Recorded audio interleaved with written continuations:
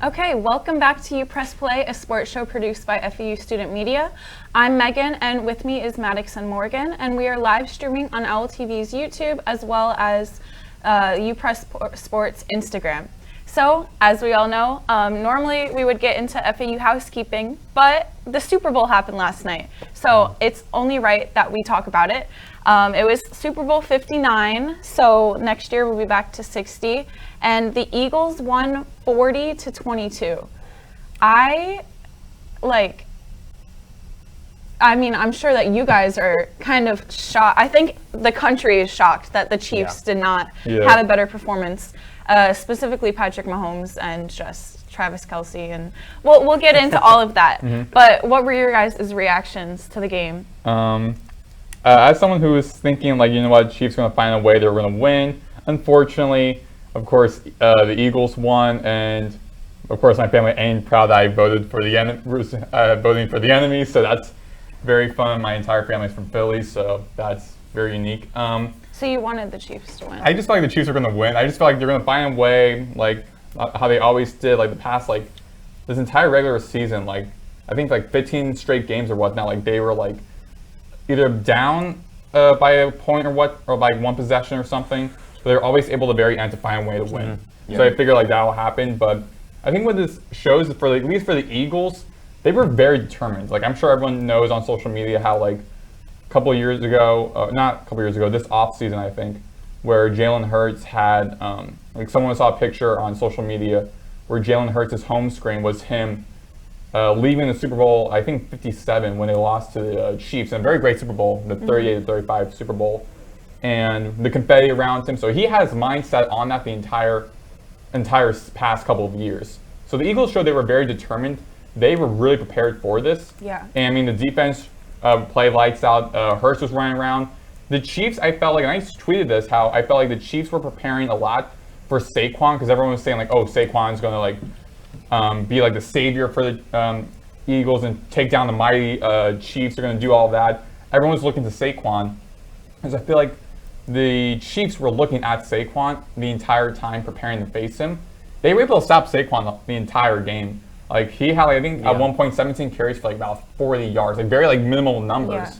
I feel they put all their energy and effort to stop him, and not much else to stop anyone else, including Jalen Hurts. He was running circles around everyone. The fact that the Chiefs didn't score until 34 seconds left in the third quarter. Yeah, I think first time in Mahomes' would have almost been the first time in Mahomes' career where he didn't score within the first 3 quarters of a game. Probably. Honestly, I would believe that statistic. I don't know if that's true or not. But then once they scored in the fourth quarter, they kind of were starting to come back a little bit. It was just too far. It was the fourth quarter. It was way too late for that. And I felt Xavier Worthy, shout out to the rookie for the Chiefs. I felt he in a way kind of carried them late in the game, because first half they scored no points, and then in the last 2 quarters they scored all their 22. And Xavier Worthy led receiving with 157 yards. No one came close. Only one player, Kelce, was just within 40. After that, no one else was near Xavier Worthy. So the rookie helped the Chiefs get points on the board. He had 2 touchdowns as a receiver, and then D-Hop got a touchdown as well. But he led the receivers in touchdowns as well as receptions and receptions and receiving yards. So I feel it was a great show out for the rookie leading the team. And speaking of rookies, also shout out to Cooper DeJean for also the rookie, his birthday, which I didn't know his birthday was also yesterday, because the entire media was focusing on Saquon, his 28th birthday, playing in the Super Bowl. But also was Cooper DeJean's, and he was the first NFL player to score a touchdown on his birthday. And it wasn't just that, it was a pick 6 that helped the Eagles continue on the run. That led to their 17-0 lead over the Chiefs. So he helped big time for the Eagles as well. Yeah, so when I think about why did the Eagles win the Super Bowl, I kind of think back to the previous drafts. If you really don't know, like they have like a little joke where it's like the Georgia Eagles because of how many Georgia players they pick, and also the fact that some of these players fall in the draft for whatever reason, and the Eagles are like, yeah, sure, I'll pick the like I know like Jalen Carter, I know like Jalen Carter, Jordan Davis, Nolan Smith Jr., all three of those guys. I believe it was Jalen Carter where during the offseason before the draft, the Georgia Bulldogs were having their championship parade, and tragically, a couple players and like one of the I think recruiting people were involved in the car crash, and I think it was like Jalen Carter was in a way associated with it, or was with them either in the car or was one of the other cars or something. Like he was like involved in some way with that. Because of that controversy, I think that like plummeted him down to be in the second round pick. He was projected to be like a top, like I think 15 or 20 overall pick, but he got moved into the second round. It was mainly because of that little stigma around it. Like still tragic, but like I don't think he had like some connection to it. He wasn't involved in like the crash, but like he had in a way some connection with that fatal accident. And then I don't know. I think that it's kind of weird that the accident like impacted how his draft order was like picked. I feel like there's so many things that just they're connected in strange ways, and there's a lot of things actually with this Super Bowl that kind of had weird connections, like the fact that Tom Brady was commentating, which to me was strange. I didn't really like. I've always just been a Tom Brady kind of hater. But it was strange that now he's like commentating on the Super Bowl, and he was speaking on like Patrick Mahomes, and who's someone that's in contention for like people are comparing the two of them now. But what do we feel like after this loss? Do we think that Mahomes is his kind of legacy is gonna be impacted? Actually, before we get into that, I want to mention that the Tom Brady, you're saying about that connection.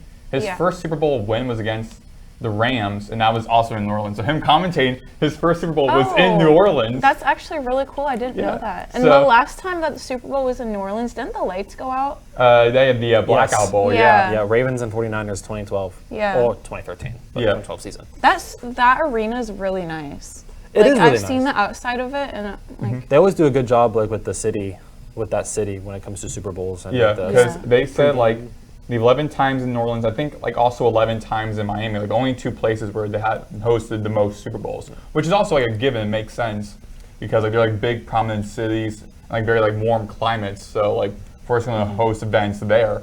I think soon enough they're going to start playing more games like in Vegas and probably in LA as well, because the next Super Bowl is going to be back in I think Santa Clara or in San Francisco. Is it? I think so, yeah, because then the logo, which we're going to bring up a little bit later, has the Golden Gate Bridge. Oh. Yeah. Okay. Yeah, so Super Bowl LX in Santa Clara, yeah. So they're going back to California. Yeah, by the way, I just want to say real quick, Jalen Carter was projected to be like one of the top 5 picks, and he dropped to 9.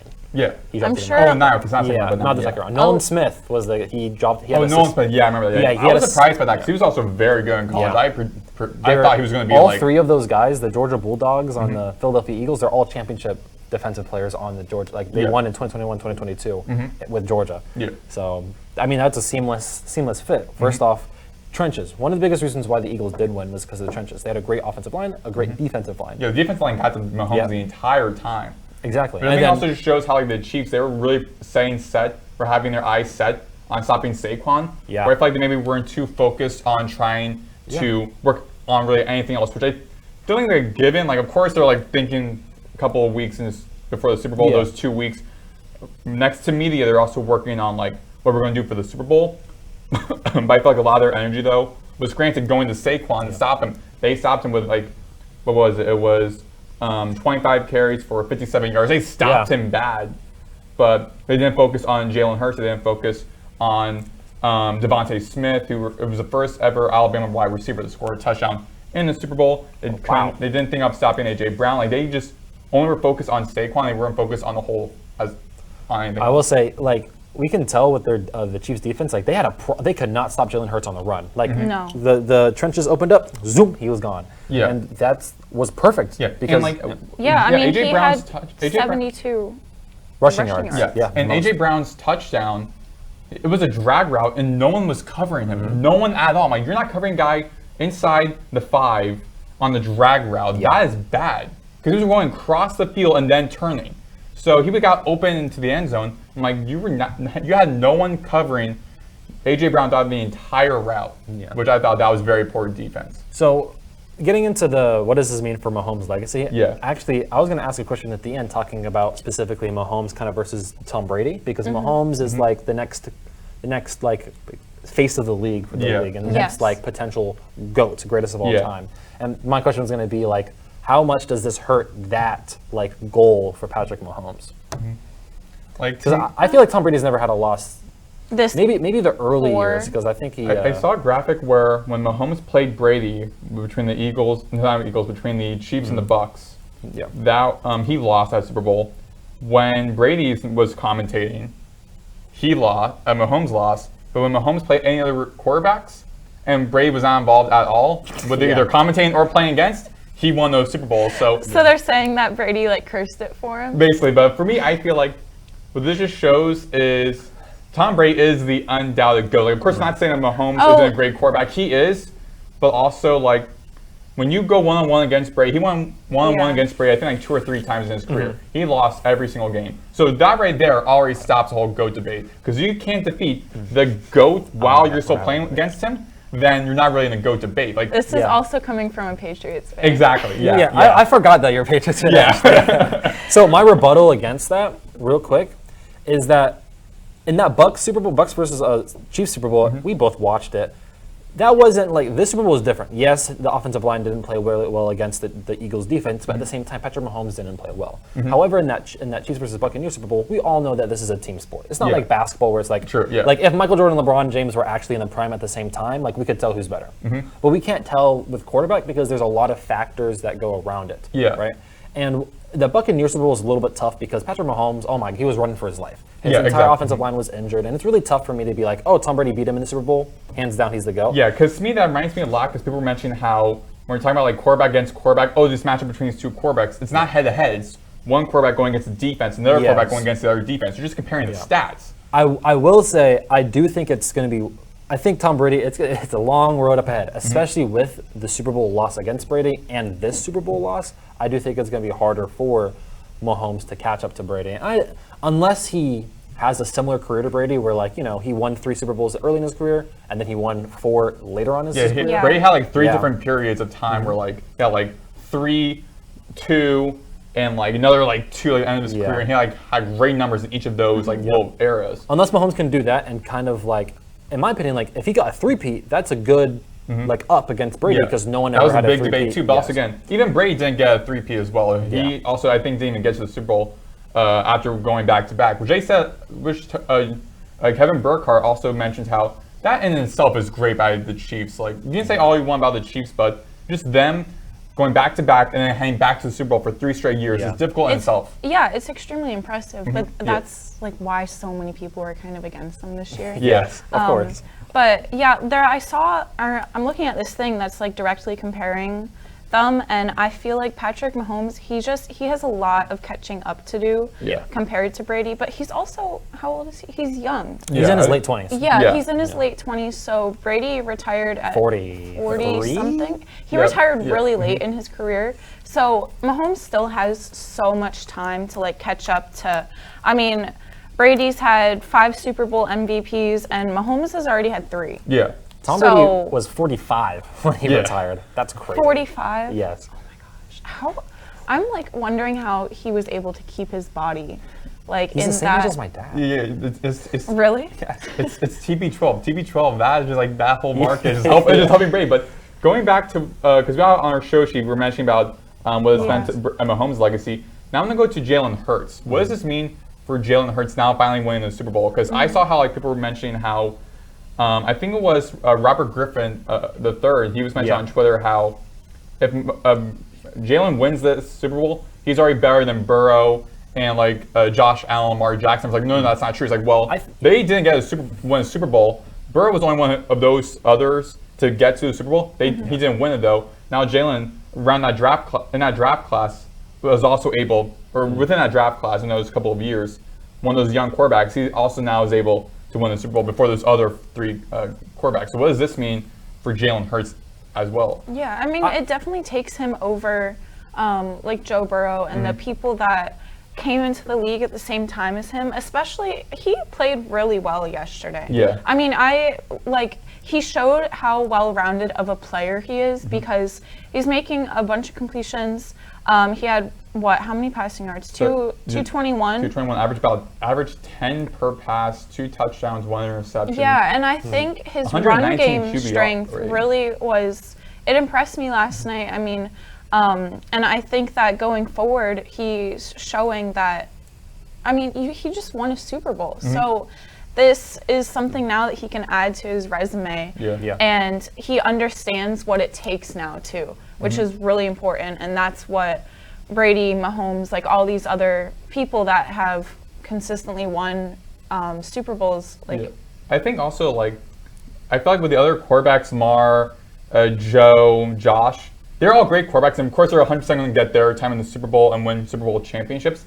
I also feel like right now they're like in a bad time right now because with Mahomes still in the conference, AFC. It's like really difficult to beat him. It's like with like what Kendrick said, like you chose like the right time, like you chose the right time but the wrong person. Like they chose the right time to be in the league just against the wrong person right now. It's like with the NFC, like really kind of up for grabs in the way every single playoff. It's not like everyone has to go against this one quarterback every single playoff, every single championship game. It's like each one's like very different. But for the AFC, it's like everyone's going to go against Mahomes in the championship game. That's why it was tough for Peyton Manning, Ben Roethlisberger, and then there's another quarterback, Phillip Rivers. Yeah, that's why those against three. Brady, Yes, that's why it was very hard for those three to really win anything in the AFC because they had to do such a huge gauntlet. First off, I just named those three, and they probably faced each other anyways before even facing Brady. Yeah. So they have to face other Hall of Fame level quarterbacks before getting to the Super Bowl and then having to face the best NFC team. So in the NFC, it's kind of the same. It's like almost exactly the same as the 2000s and early 2010s in that aspect. I do think that, in my opinion, it really felt like Jalen Hurts was kind of outside of those three, Joe Burrow, Josh Allen, and Lamar Jackson, before this Super Bowl. It kind of felt like he was on the outside of that. I still think that those four are kind of interchangeable. Yeah. In my opinion, it's really Patrick Mahomes still. I mean, 3 championship rings, 2 MVPs. Like I can't argue against that. So for me, it's still Patrick Mahomes and then those four, in any order you kind of want: Jalen Hurts, Lamar Jackson, Joe Burrow, Josh Allen, and probably because it's like statistically and talent-wise, those three kind of have an edge over Hurts. Yeah. So I'd probably say that they're all in the same tier right now, especially since Hurts has probably the better accolades and playoff success. At the same time, though, you have to look at with context. Those 4 quarterbacks, Mahomes, Allen, Burrow, and Lamar Jackson, are all facing each other every single year in the playoffs. So it's tougher than you go to Jalen Hurts, who doesn't really have another top 5 quarterback, top 10 quarterback, besides maybe Jared Goff. Yeah. But he's newer to exactly. that The Lions are just getting Exactly. there. Yeah, actually, we're talking about like Mahomes. I think also it shows like how great Mahomes is as a quarterback. Also with his, not just his accolades, but also the fact looking at the box score.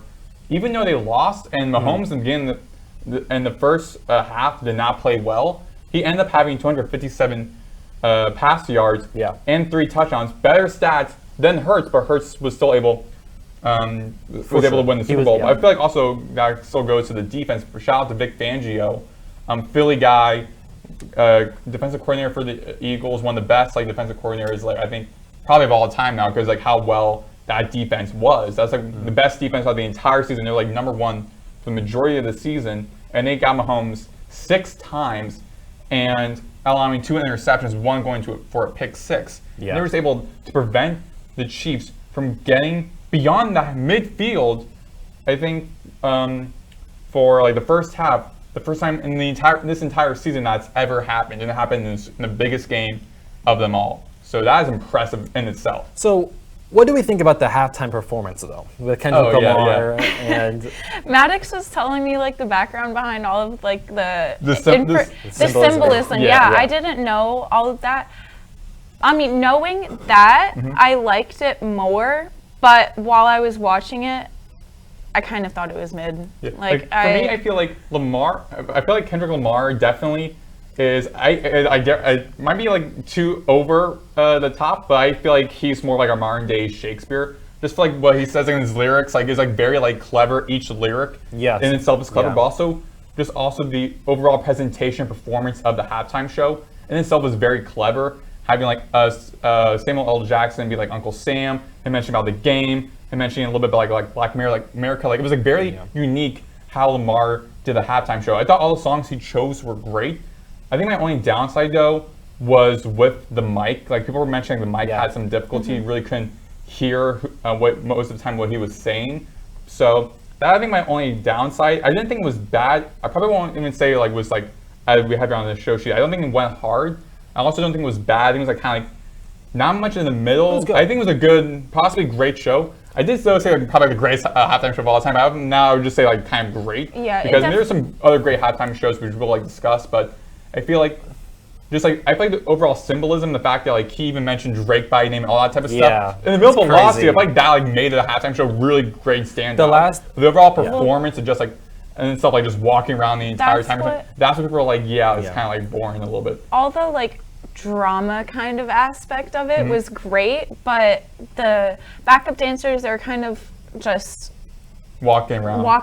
Like they're kind of one person like broke in behind. I heard one person broke in and was waving like some flags. I'm not gonna say which flag it was, but they were like waving some flags in the state. And during the halftime performance, I was like, it'd be. I know. They got him off the stage, but everyone was like, I didn't even like see it on like when it was on live. I just saw on Twitter people like, they got the person waving these flags. Actually, I personally like that he was able to get onto the stage regardless. I actually personally like the backup dancers because they did a lot of good job like forming the American flag. And I liked the symbolism, like when they were going back and forth between like the four, like and then they used that sound for like the woman, for the four women, and then like I actually personally liked that aspect of it. I think it was a good Super Bowl, and I think that it would be better, and I think that more people would be like, oh yeah, this is a good Super Bowl halftime show if the mic was turned up. Yeah, I think also a lot of people were in itself. I heard people were saying they want to like protest in a way the Super Bowl halftime show just because.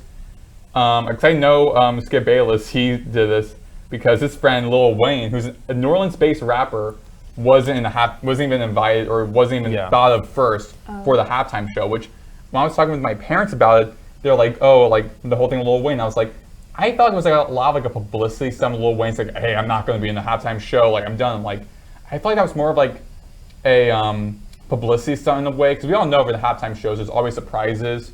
And whatnot. Like, we didn't expect Serena Williams to like crip walk at the halftime show. We didn't expect to see Samuel Jackson there. Samuel Jackson was insane. It was. When he came on screen, I was like, what is he doing here? In the back of my head, I thought, oh great, Capital One commercial for the halftime show. And I was like, oh wait, Samuel Jackson's actually here in person. Okay, because I really just thought back to Capital One. I was like, we're going to ask what's in our wallet. It definitely was a lot better than the one in 2020 when The Weeknd did it. That one was I think granted it was around COVID time as well. It was also around COVID, but still, it was just. I would say that most Super Bowl halftime shows are actually good, and it like gets overhated. Honestly, it's just that the ones probably before 2018, before the ones before 2018, they're all like so good that they kind of compare it to those, and it's like no, it's just hard to compare it to those because those were so great. Yeah, to me, I feel like halftime shows are kind of like superhero movies where like everyone has like these leaks and like, oh, we're thinking so and so's going to be in here, so and so's going to be in here.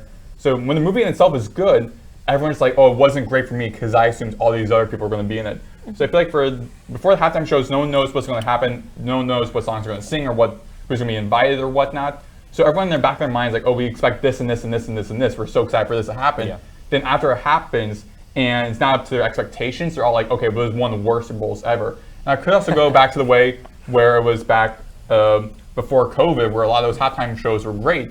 And of course, after COVID, things got kind of mixed up a little bit and kind of got like just a little way like dismantled. But I feel like a lot of people were like expecting, oh, we won so and so in here, we won so and so in here. Then when it doesn't happen, it's like, okay, it's not great. Even though their main perception of what they thought was going to be didn't live up to it, then they're like, okay, it wasn't a great halftime show. Which in itself was a good halftime show. People were like, oh, overall we didn't like it because we thought it was going to be like this and this and this, and it was going to include this person or include this and that.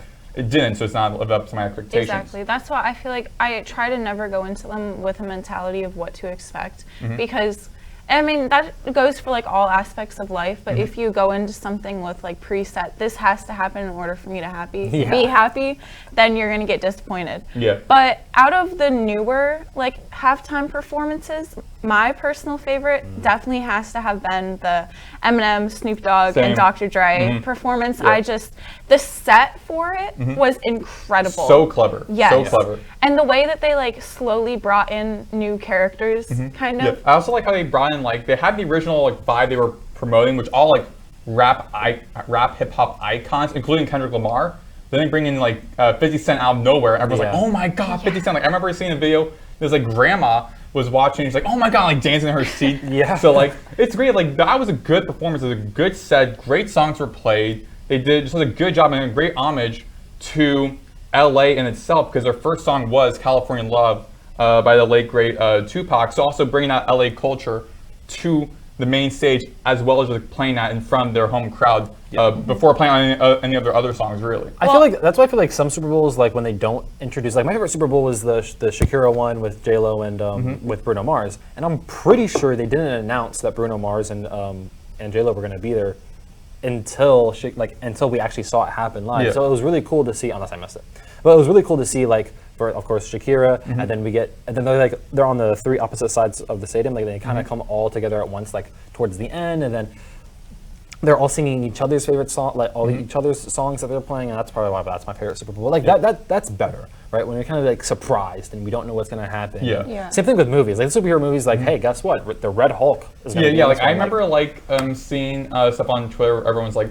oh, leaks from the Doctor Strange Multiverse of Madness. They're gonna have Ghost Rider and this and this and this, and that ruins it. Yeah, but also granted, the trailers they spoiled it so much that the only surprise was a fan picked John Krasinski as Mr. Fantastic. After that, other than that, really nothing was surprising. The Deadpool Wolverine movie kind of lived up to that presumed expectations. But if like for comic book movies and whatnot, like everyone's like, oh, we think this character is going to show up. We're hearing rumors this character. So everyone's back in their minds like, okay, it's going to be a great movie because I have all these people in it. Yeah. And when it doesn't, then it's like, okay, it wasn't great because it didn't have what I wanted. Well, I do think that we probably should start kind of wrapping up our little Super Bowl segment. But really quick, who do we think is going to be next year? You can start. Pressure's on you. Okay, so looking at the logo, which is multicolored. Oh yeah, very they much, did. They just dropped the logo. It was today, right? Or last night. Last night, I think. For the new Super Bowl, and they made it so many colors. It's like pink, purple, blue, green. Yeah, because the original leak was it was gonna be like just like bright and like dark blue. But I think then they switched up. To me, my little like theory is like, oh, they're like having like now open for grabs, no like little like leaks or like little like script moments. Like now gonna be like open for up for grabs. I don't now. really like the new logo. It's kind of cartoon-like almost, and the other ones have just looked a lot cleaner. Yeah, they should really do like go back. I was telling this with Morgan. I think it was there before our show where we were mentioning how the logo. No, I think we might have been mentioning during our show with the logos for the Super Bowl. Like before, like after Super Bowl 10, like it got very creative for each city. Yeah. I wish they went back to that because for this it just doesn't look good. But okay, but who are your teams? So looking at it, I think it will probably be. I'm seeing blue, light blue, and white. I'm thinking probably be Detroit. Yeah, I like that pick. No, I'm going to do is I'm also seeing purple. I'm going to say it'll be Ravens and Lions. I'm going to say that. Ravens and Lions. Okay. Oh, me next? Yeah. You go. I want. Okay, obviously I want the Lions to be in it, but I do think that they could do it. So I'm going to say the Lions, and then I'm hoping. Honestly, I want it to be the Super Bowl that we all kind of wanted this year. I want a Lions and a Bills Super Bowl next year. But I was gonna say though, I'd also be happy with the Ravens, but I'm hoping Bills. it's. I was gonna say though, there's a little bit of green, a little bit of red and yellow, so maybe the Packers. No. Maybe it'll be like Super Bowl like rematch from last Super Bowl. Maybe it'll be Chiefs and Eagles again. You know what's don't say that. It's funny that you say Lions and Ravens because I was like for some reason I just had a vision, like I was dreaming. I went to bed and I was dreaming and I dreamt of a Lions versus Ravens Super Bowl. So that's why I was that little dream bubble and just like Ravens, Lamar hosting the Lombardi. Yes, literally. So when that happens next year, it'll be because of you. It's gonna be because of me. Okay. And honestly, sometimes it can bite me back in the butt. Being a prediction and like they just horrible season. But I'm gonna say it right now. I've been always on the I'm a safe guy. Yeah. You know, I say, oh, the Chiefs are gonna win the Super Bowl. I think the Chiefs versus the Eagles this year. I actually picked the Chiefs and the Eagles to go back. Oh, wow. Yeah. But this year, I'm finally saying it. I think it's time. He needs to get it done finally. Lamar Jackson, the Baltimore Ravens. I'm predicting they're winning the Super Bowl next year. And then who would their opponent be? The Detroit Lions. The Detroit Lions. All right. Okay, well, next year we won't like each other. But we're gonna bookmark this clip of us all predicting the Super Bowl, And then it's gonna be like look back on it. It's gonna be like the Broncos versus the Seahawks. It'll be the most random teams. No, But it's gonna be whatever team wears pink versus whatever team wears purple. It's gonna be like that's gonna be the Super Bowl. Okay, let's wrap up our little Super Bowl segment and go into our live read. So if you're a club or student organization wanting to promote an event you're hosting, or you just want to promote yourself, DM UPress Sports on Instagram with the 3 to 4 sentence paragraph, and we'll read it live on air. Now, we're back into our FAU housekeeping. There we go. And FAU basketball, they have a game tonight against Charlotte. Now they're 13-10. They're 6-4 in the AAC. Saturday they just had a 79-55 win over Tulsa. So that's their third straight game in a row that they've won by 20 points. They were shooting lights out in that game. Clean from Kiki, they were shooting lights out. They were, and I was looking through kind of like the game highlights. There's this one that I clipped that should be running. You guys should be seeing it on YouTube.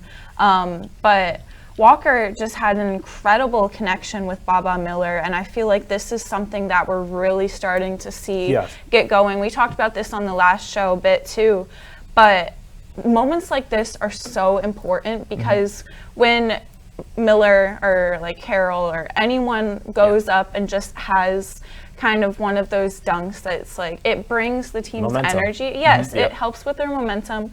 So I'm really glad that we're seeing those connections. And how are you guys feeling about like what you've seen from his ability to make assists, like Walker? Oh, for Walker, I mean, I believe I looked at the stats where, like, previously when I was covering one of the games, how, like, he was, like, the assist leader for the team. Yeah, for the team. So, I mean, again, like, I mentioned this, like, last week, how, like, a lot of players are now just starting to find their role within this team. It's particularly, it's a little bit difficult in the beginning because, one, everyone's new, but also the fact that almost everyone on this team that transferred was, like, that guy on their team. So now I was like, okay, now I gotta, like, figure out how to share that time, that my minutes with everyone else. And I remember the broadcast was mentioning, like, that for Caleb Glenn, where he more of like a bench role now, and he's like playing well on the bench. He just scored 11 points, and like I feel like the entire team's like finding like what their identity is, finding what their role is within the team. And I mean, looking at like the depth chart, almost everyone except for Jack Johnson, who was his family was lives in Tulsa now, so like a hometown like kid a little bit, even though he says he's listed from New York, or he's from New York. But like a hometown kid. Unfortunately, still hasn't gotten any points, I don't think, this season. But looking with everyone else was able to score points. It shows like the depth of this team and how well the team's able to now find out who they are, their identity is.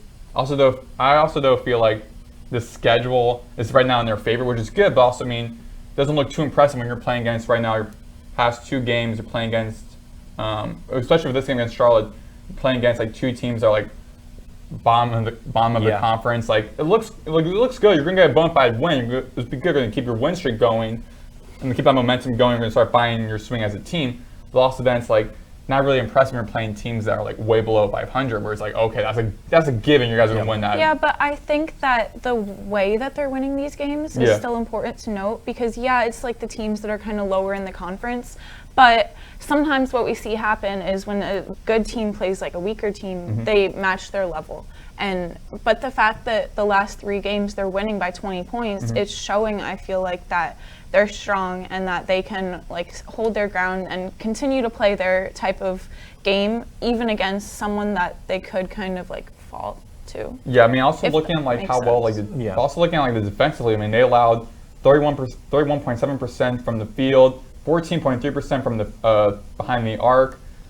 Defensively, so their defense now starting to stack up because we mentioned earlier in the season where it was like offense looks good, defense struggling. Then it turned around a little bit where it was like defense is good, offense struggling. Now it's like at a like perfect medium where it's like both sides of the ball working so well hand in hand together. Although this win streak right now is against maybe not the best competition, it's like the lower tier competition in the American Athletic Conference, I will say that this is probably the most important time of the year for basketball and to get that momentum going. Yeah, because we're about heading into March. Yes, So guys are looking that good. stretch where you play great against good teams bumps into the those teams that you play that are better than you or on the same level as you, and then with that extra momentum you have during that stretch where you play good against lower tier teams, it helps that momentum even if they're slightly over you guys or they're the exact same as you. So it's like a toss up. That momentum can go into those tough games and can help them. Yeah, and especially looking at the fact that after Wichita State on the 20th, Wichita State, I believe, is like one of the 2 teams on the bottom of the conference. Then they're playing against Memphis, which I believe is still currently ranked. Then North Texas, one of the best in the conference. Yep. USF, It's a divisional on the road, USF is kind of a tough rival. opponent, even though FAU, a rivalry, FAU was able to take out USF by over 20 plus points, but still now you're going on the road against USF, and you're sure, USF is going to be prepared for that. Oh, definitely. Then UAB, also one of the best in conference, with one of the best players in all of college basketball, Yaxel Lendenberg. And then finally against ECU, which I have to double check the standings. I don't think ECU is one of those like top teams as well, more of like they're kind of in the middle. Yeah, kind of mid-tier teams. So that's like how they're going to end their season. So winning against Charlotte's a big game, also like a big game for them. Temple is also going to be big because they're like in the top 5 right now in the conference. Wichita State, like a lower team. And then they'll enter that kind of difficult period. Yeah, like every game matters. I also feel like with these lower opponent teams, sure, like it won't look too impressive being like, oh, you defeated that team, like you're supposed to beat that team because that team's bad.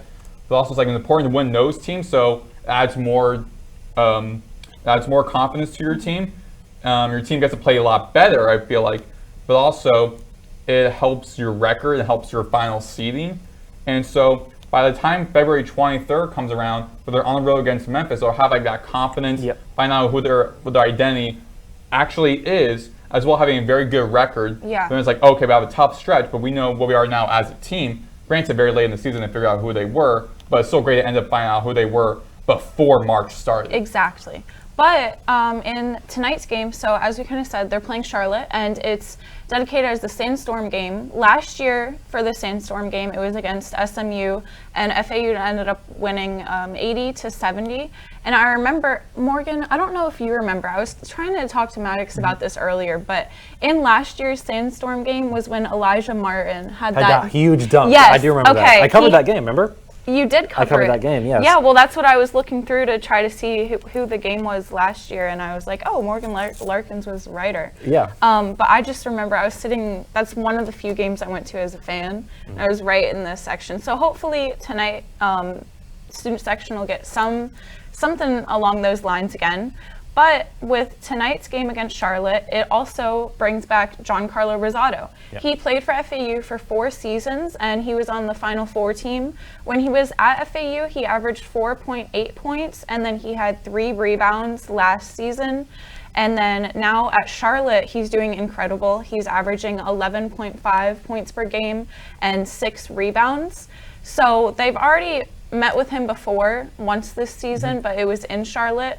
Now, since he's coming back, I'm kind of curious, like, how do you think that the fans are going to be welcoming him? I saw today he posted on his Instagram, like, glad to be back in South Florida, or like, love for this area, or something like that. I feel like definitely with Trey and Todd Abernathy, the assistant coach, only 2 really that were, it was Trey, Devin, Jaquel, Jack, and also Todd Abernathy, the only ones that were stayed with FAU. They're of course going to like, there's no love lost to Giancarlo. They're going to like happy that he's back. They're going to show support for him. I remember speaking with Abernathy and I think with Carol during the preseason media day. I asked him about like, oh, we're going to play against like Giancarlo and Brennan at home. You guys looking forward to that? And like, we're just be happy to like see them in person, see how they're doing. We're glad for that. So again, no love lost, but I feel like for the fans, a lot different, particularly like the proud, like the diehard fans. They're like, almost our entire team left after our head coach left. Yeah. These guys, especially with Giancarlo going to a rival conference, also like adds fuel to the fire. Especially because he was from the West Palm area. Yeah, it's also like a local guy leaving as well. So I think everyone there, the fans are not going to show him any love. They're not going to show him any love at all. I also feel like the freshmen and again transfer students are coming in. not knowing much about like, the men's team's like history. I'm sure the Prowlers are gonna like have a little like thing saying, hey, here's what like FAU, what Giancarlo did for FAU and what he did when he left, why we're mad with him, and what you should like the chance to just say. Yeah. Like I know for like UTSA, they said boo every time the team is mentioned, like being like who cares like every time the opposing team's mentioned and they're starting lineups, like trying to find ways like poke fun at the team. They're definitely going to boo Giancarlo when he's introduced every time he has the ball. Definitely around shooting time. I'm curious what they're going to do if he shoots free throws. Oh my! Like what they're gonna put on like the boards and stuff. Plus, they're having another. It would be great if they did, or at least what the marketing team would do, is like get a picture of Giancarlo with FAU with them at the Final Four when they got to the Final Four. Have that picture like show in front of him, like, hey, here's what you missed, or like something like little guilt. Do something like that instead of like doing the Rizzler. Show that, like that would really kind of get into Giancarlo's head. That would be pretty funny. And they're also doing another tailgate, so. Yeah.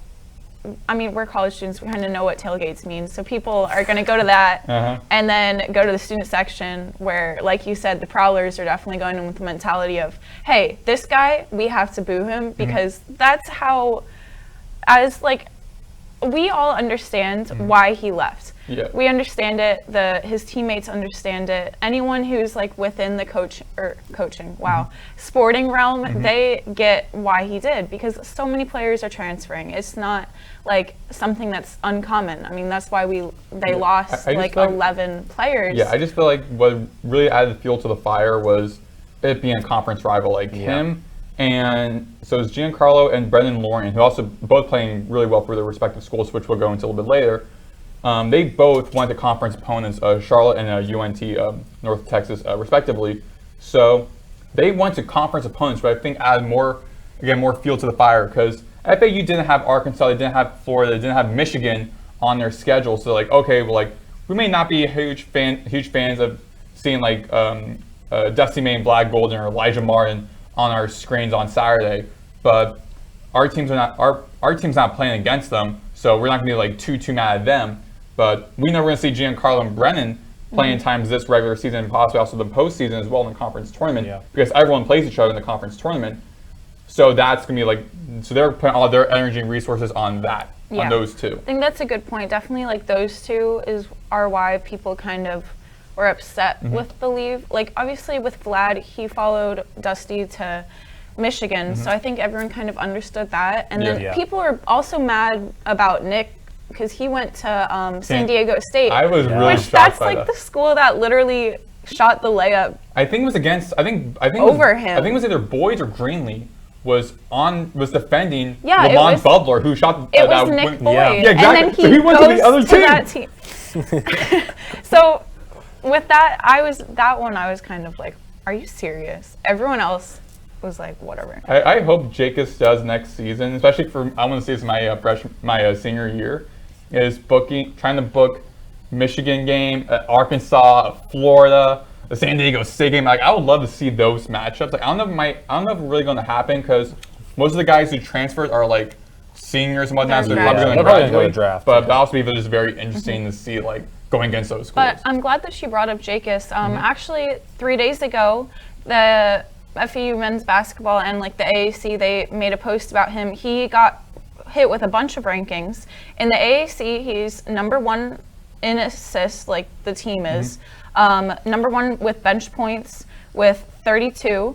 Number 2 in scoring with 81. And then number 3 in field goal percentage with 46.5. And then number 5 from three-point shooting with 35.1. And then on the national scale, we're FAU's number 12 in bench points with the 32, number 30 in assists, and then number 36 like in the country in shooting. So did you guys see this like when it had got released? Yeah, I did see this when it got released, and I was actually kind of surprised at the national rankings for a little bit. I thought that other teams would be higher than us, but at the same time, it kind of makes sense when you think about it because it's like the competition that they're facing, SEC versus SEC, Big Ten versus Big Ten, obviously their defense is going to be like their defensive matchups and their matchups are going to be closer and like probably, like you're going to see a lot of 70 versus 71 and stuff like that. So it kind of makes sense, right? And we face a lot of teams and FAU is a great offensive team. Like one of the things that Drake has done really well is, yes, we're scoring a lot. Yes, we're shooting a lot of threes, and when we hit them, we're like a really great team. So, and the bench points, that doesn't surprise me actually, because honestly, like a few of the players on the bench could start if they really needed to. Like look at Titus and Moretti and Caleb Glenn. And Caleb Glenn, all three of those guys are starter level players. They're just coming off the bench because everyone's kind of the same level. Yeah, to me, I think this definitely shows, obviously, one, the depth. I mean, the depth is FAU's strong suit. It was during their Final Four back-to-back March Madness runs. The depth was their strong suit.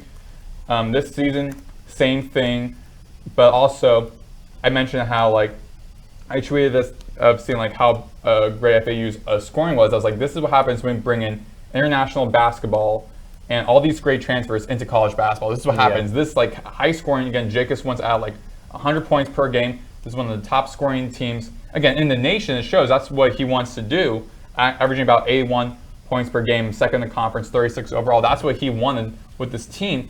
It shows like the depth. It shows got the right players, and now they are all finally figuring out what they are now doing as a team. And I do firmly believe, if not this year, definitely 100% next year, when FAU finds out what they are as a team, their identity, everyone knows what roles they're playing. After like a year, when Coach Jacobs is settled in, Boca, and the whole program's back settled in, once he gets like his recruits from like high school, once he brings in any transfer guys, like once he does all that, this is going to be the most dangerous team in the country. And I also believe that could be the same case in the conference tournament, because again, they need to win that conference tournament against the March Madness. If they don't, I'd be happy like for NIT appearance, but I think like the conference tournament, like they are going to be an absolute threat, and this also shows how great the American Athletic Conference basketball is. Mm-hmm. I mean, because like the national rankings is too what like stood out to me, because I feel like being number 36 in scoring in like the whole country, that is incredible. I mean, to say the least, and especially since it's his first year as a head coach, it just shows how much he really did learn from his time working at Baylor and Gonzaga. He was with those championship teams, and they went to the final March Madness Final Four championship. He went to was with those programs when they won those championships and when they made those appearances. Trey Carroll and Todd Abernathy, like they all made it to the March Madness, made it to the Final Four. They all have that understanding of what it takes to get there. That's why players like Caleb Glenn and Ken Evans Jr. and Baba Miller all went transferred from a couple of big name Power 4 schools and also from a SWAC school, all coming to FAU because I want to get a championship. I want to go to the playoffs. I want to go to this big stage, the biggest stage of like really all big stages in all of college basketball. And Jacobs knows how to get there. Yep. Carroll knows how to get there. Todd Abernathy, the assistant head coach, knows what it takes to get there. And so I want to go to that program because they know what it takes to get there. Exactly. As this person commented under the post, fear the beard. we had Trusty and Dusty. We have Dusty. No.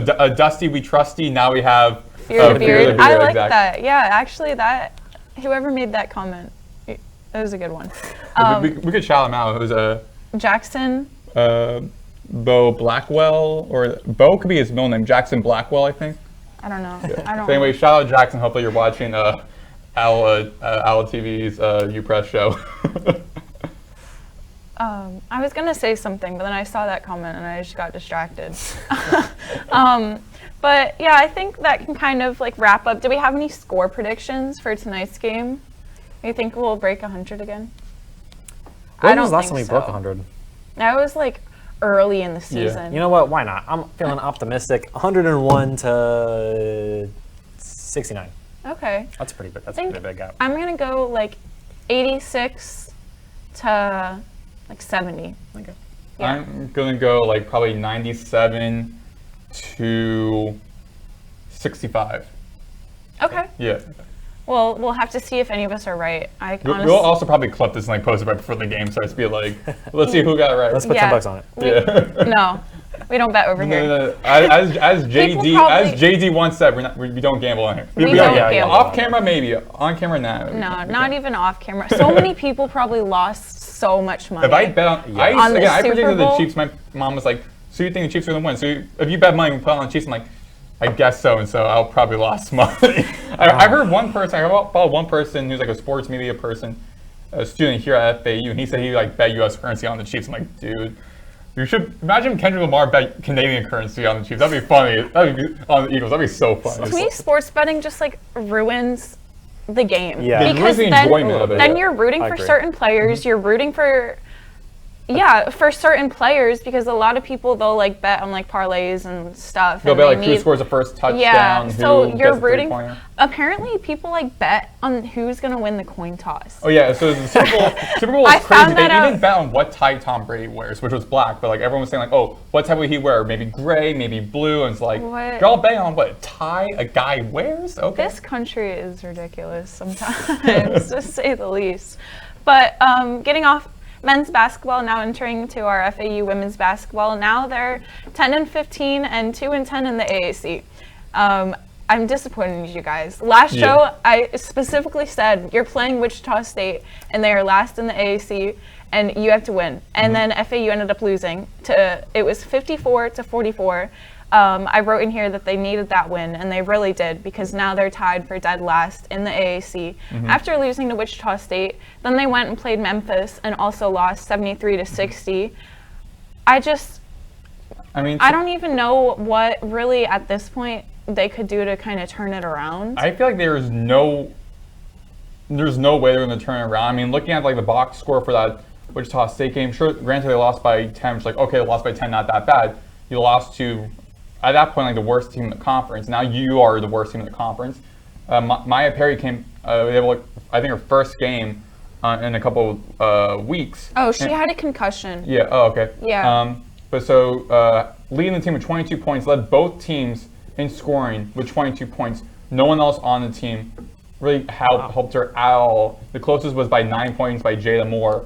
And the team, 7 for 26 from behind the arc, 17 for 62 from the field. In the third quarter, while you were up 30-29, when you have 30 points, you put up 4 the next quarter, and combined 14 in the second half. That is abysmal, and I'm always gonna say this for this season until it happens. The head coach needs to be fired. Period. Yeah, exactly, exactly. But yeah, and now in their next game on Saturday, they're playing USF.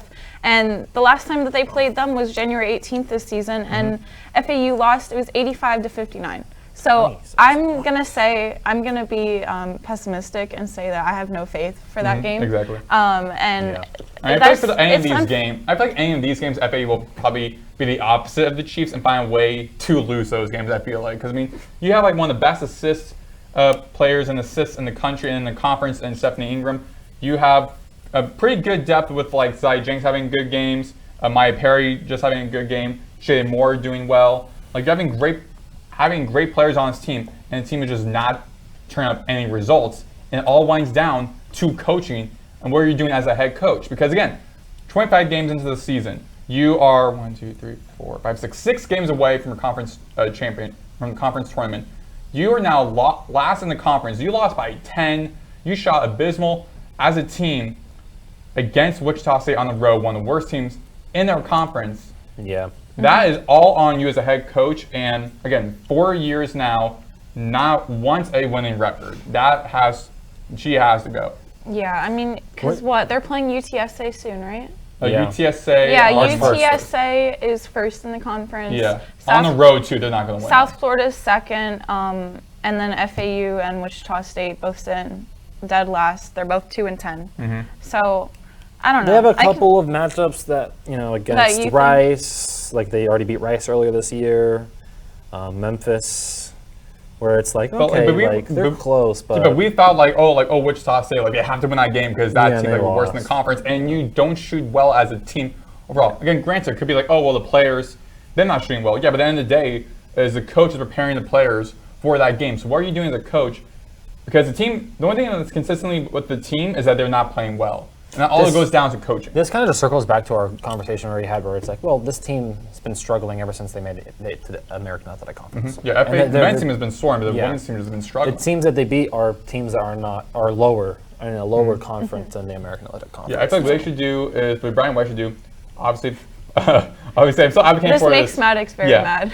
Obviously, I'm obviously going to advocate for this, but of course, Brian, what I should do is fire Coach Sullivan and find a coach probably within the conference that has had some wins, either like a former head coach, like an assistant coach who wants to have an opportunity to be a head coach and knows what it's like to have a winning record against teams in the athletic conference, who knows how to play against teams in the American Athletic Conference, and then bring her or him in to the team as a new head coach. That's what you should do. You should find someone who knows what it takes to win in the conference, because apparently, even with both in Conference USA and now in the American, Coach Sullivan does not know what to do as a head coach for how to succeed. I guess we'll have to see, how they do in the tournament and how they do with their final stretch of games. But I just feel like next time I update the sheet, it's going to be 10 and 16 rather than bumping up to 11. Yeah. But on to FAU softball. So the softball, a light note. Yeah, on a little light bulb. FAU softball, their season just started. They just had their Paradise Classic, and they're 6-0. They won out the 3rd annual Paradise Classic, and during the tournament, they had a couple of really important games. They beat number 25 ranked Clemson, in the country, 6-2, and then they also had what was the game against Missouri State? Missouri State in 5 innings. 5 innings, 11-0. Yeah, the reason why it was 5 innings was so I don't know if this is for men's. I don't know if this is for baseball, but certainly for softball. If a team is up by 8 runs or more, or maybe just more than 8 runs, between the 5th and 7th inning, the game's over. So if you're up by more than 8 runs, the game is over between the 5th and 7th inning. So FAU won the 5th inning, up 11-0 over Missouri State. Missouri State winless. Georgia State right now winless. Clemson, I think. Clemson's a huge win for them. Yeah, again, because they're ranked also like Ole Miss and Kansas, and then Clemson, first 3 games, all against Power 4 schools, and they won all of those games. They played well. Their offense was terrific. So I covered the game from Clemson all the way to the 2nd game of Georgia State. That's I'm a little bit sunburned because one of the games was outside in the sun, so that was very fun. But I was covering those final 4 games, and they looked incredible as a team. They looked like an entire unit. Offense was clicking. Everyone was playing well. Kylie Chanel against, I believe it was Clemson, I believe it was. She hit the game's lone home run that kickstarted a 6-2 campaign. FAU just kept running to the bases, loading up the bases. Gabby Sacco, the senior pitcher, she threw a no-hitter against Missouri State. Autumn Courtney against first matchup against Georgia State. She threw a complete game. So pitching is great, defense is great, offense is clicking. It's a nightmare I feel like FAU is a nightmare for teams to play against. Also because for the second time under head coach Jordan Clark, and the highest now for them, they're now ranked in the top 25 in the Softball America poll, the highest for them since being ranked 25 last year. So this is now their highest ranked, and I feel like this whole group as a team, they're playing really well. That I feel like this team is going to be 100% a problem for anyone to face moving forward. Starting off with Minnesota, which will be in the Joan Joyce Classic this upcoming Thursday at 6 p.m. I know students, I think, to show out their student ID, they get in for free. Yeah, and every single game basically was crowded. Yeah, it was everyone's the softball team, they did amazing last year, and now 6 games in, they're already showing that they're going to do it again. Yeah, especially starting your first 3 games against Power 4 schools, which is really clever by Jordan Clark for scheduling, I believe, scheduling those games against those big name power schools. And then FAU just winning every single game. The first 2 games were within 1 run, but everyone else was by more than 4. They had combined, for those 4 games, they had, I think, almost probably close to 40, maybe late 30 runs, about either 37 to 40 runs as a team, allowing only 4 runs from the opponent. Missouri State, I know, had I think 3 or 4 errors. Same for Georgia State in the 2nd game. Teams been struggling playing against them defensively, but offensively, FAU has just been playing lights out on both sides of the ball, offensively and defensively. Mm-hmm. So what time do you think that, if I want to go to this game, what time do you think I should go to a softball game if it's always packed? will be enough seats for everybody? Like, is it like a basketball game that you have to get there like very early? Well, for like the Paradise Classic games, like it's other teams playing against each other. It's more like I think like an invitational type thing, so everyone's like playing against each other. Yeah, Because 'cause a couple of right games now- I called, like for the Clemson and Georgia State game, a game was happening prior, so Clemson was delayed like a couple of hours, and same goes for the Georgia State game. So I Gotcha. didn't get home until like way past midnight. So That's it depends. fair. It depends on like the schedule, like how long the other games are going. But I mean, for like a 6 p.m. game, like if you want to see some free softball beforehand, I mean, albeit, I mean, you can like get there like around 4 p.m. and like enjoy a hot dog and just wait until the Minnesota game starts or something. Definitely when they start like the conference play, then it'll be a lot easier because Yeah. it's not like a tournament style. Yeah, it's just like But- it's also like a pattern as well. Like I know for the men's team, it's like 6 p.m. on Friday, 4 p.m. Saturday, 12 p.m. Sunday every single time. And then I think for women's, I think for the softball, it is like I'm gonna look up the schedule. Yeah, it's 6 p.m. Fridays, 2 p.m. Saturdays, noon Sundays. So a kind of very similar pattern for each of those games like that. Yeah. And if you don't want to get sunburnt, go to the later game. Yeah.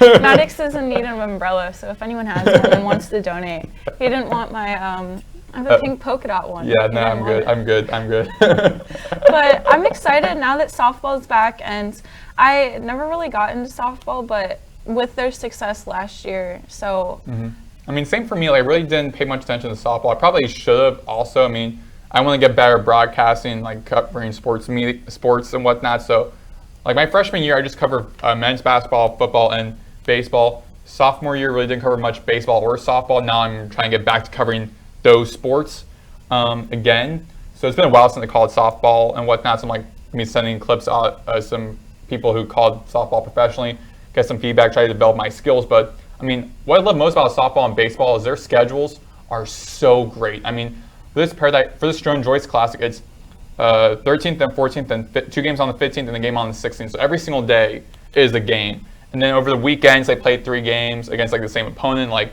it's a great schedule because there'd be a lot of times where there are like be like a week or two, and they're playing like an opponent every single day for that entire week, and then they go on the road for like a little bit, and then come back and play like another like week straight against opponents. Like the schedule's really good for like if you want to get into like broadcasting or like covering games like and like media. Like that's a great but schedule. as one of the athletes, that schedule must Yeah. be not Yeah. great. But yeah, we'll have to see how they continue to do and how men's basketball does tonight against Charlotte. But on that note, I think it's about time to wrap things up. Yeah. So where can they find you guys? They can find me on Instagram at MaddoxBlade04 and on Twitter at Maddox Greenberg. And you can find me on Instagram at Megan_Brunsma and Twitter Megan Brunsma. You can find me on Twitter and Instagram, MJ_Larkins. Okay, see you all next week. Peace. That was fun.